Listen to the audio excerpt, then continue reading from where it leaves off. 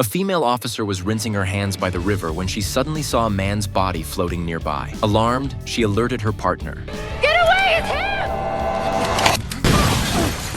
Just then, a man stepped out of a house and opened fire across the river. Before the officers could react, he jumped on a snowmobile and sped into the forest. They gave chase, charging through dense woods until they reached a vast snowy plain. The officers planned to flank him, but the male officer's vehicle slammed into a snowbank and flipped over. Frustrated, he yanked the female officer off her ride and took off on her snowmobile. The suspect was almost at the finish line, just one slope away from escaping, when he slammed on the brakes. A sharp wire had been stretched across his path. The pursuing officer didn't notice and sped straight down the hill. 1 second later,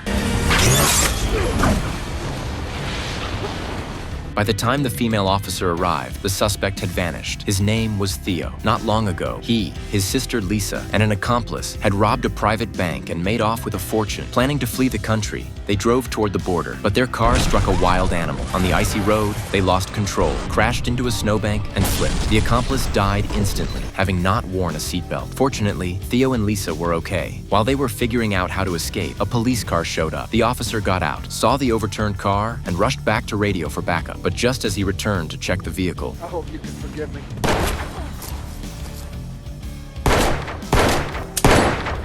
he'd been spotted. They couldn't let him live. Before leaving, Theo took the officer's gun. The next morning, the siblings planned to walk to the border, but Theo had a change of heart. Moving together would make them too easy to spot, so he suggested they split up, each carrying a bag of cash, and meet near the border. Lower risk, they agreed, and set off.